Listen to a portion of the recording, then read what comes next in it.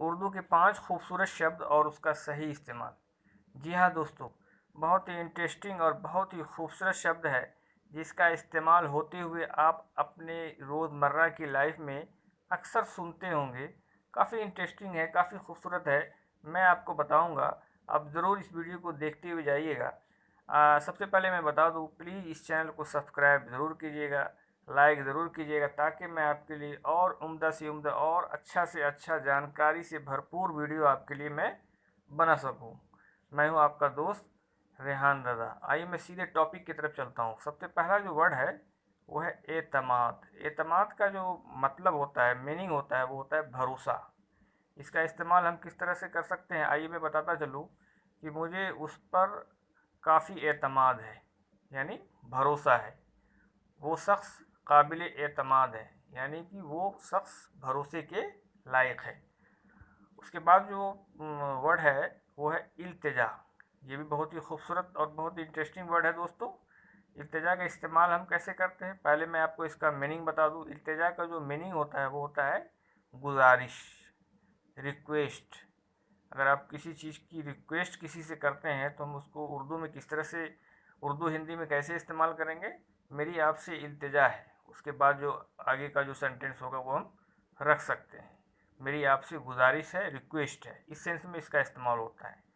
अगला जो वर्ड है हमारा वो है तालीम। तालीम का जो मीनिंग होता है वो, हिंदी की बात करें तो वो होता है शिक्षा, अंग्रेजी की बात करें वो होता है एजुकेशन। उसका सेंटेंस आप इस्तेमाल कैसे करेंगे अपने डेली लाइफ में।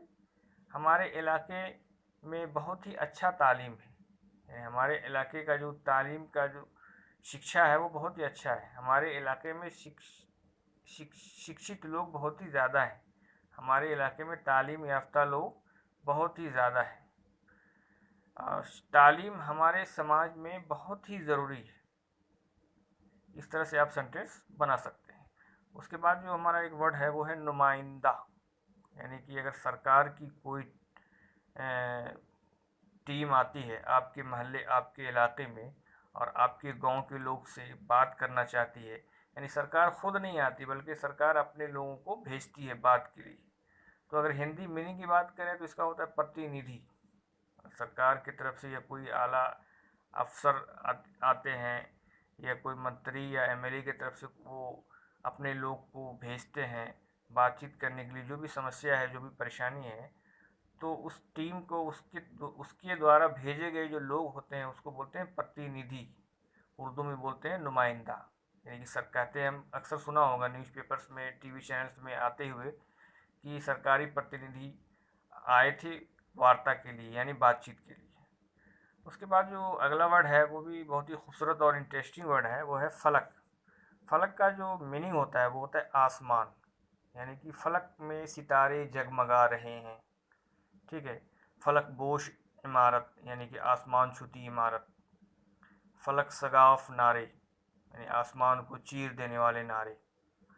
तो इसका इस तरह से हम इस्तेमाल कर सकते हैं अपने रोज़मर्रा की लाइफ में, डेली के लाइफ में। एक और बहुत ही खूबसूरत वर्ड है दोस्तों, आज हमारा लास्ट